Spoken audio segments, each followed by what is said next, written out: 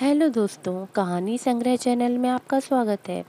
आज की कहानी है पंचतंत्र की कहानी धोबी का गधा।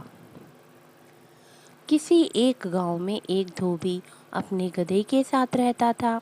वह रोज सुबह अपने गधे के साथ लोगों के घरों से गंदे कपड़े लाता और उन्हें धोकर वापस दे आता। यही उसका दिन भर का काम था और इसी से उसकी रोजी रोटी चलती थी। गधा कई सालों से धोबी के साथ काम कर रहा था और समय के साथ साथ अब वह बूढ़ा हो गया था। बढ़ती उम्र ने उसे कमज़ोर बना दिया था, जिसकी वजह से वह ज़्यादा कपड़ों का वज़न नहीं उठा पाता था।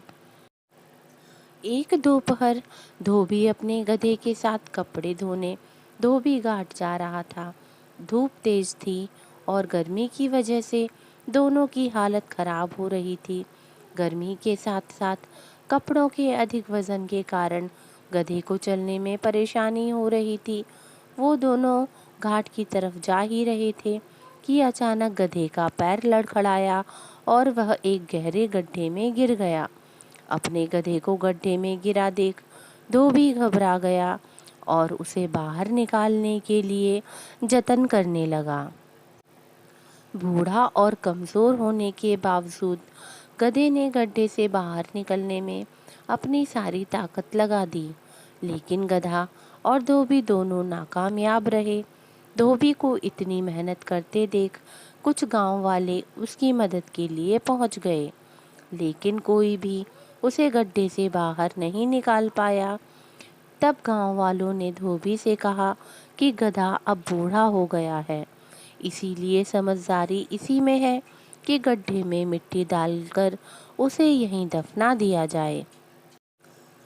थोड़ा मना करने के बाद धोबी भी इस बात के लिए राजी हो गया और गांव वाले ने फावड़े की मदद से मिट्टी डालना शुरू कर दिया। जैसे ही गधे को समझ में आया कि उसके साथ क्या हो रहा है, तब वह बहुत दुखी हुआ और उसकी आंखों से आंसू निकलने लगे। गधा कुछ देर चिल्लाया, लेकिन कुछ देर बाद वह चुप हो गया। अचानक धोबी ने देखा कि गधा एक विचित्र हरकत कर रहा है। जैसे ही गांव वाले उस पर मिट्टी डालते, वह अपने शरीर से मिट्टी को नीचे गड्ढे में गिरा देता और उस मिट्टी के ऊपर चढ़ जाता।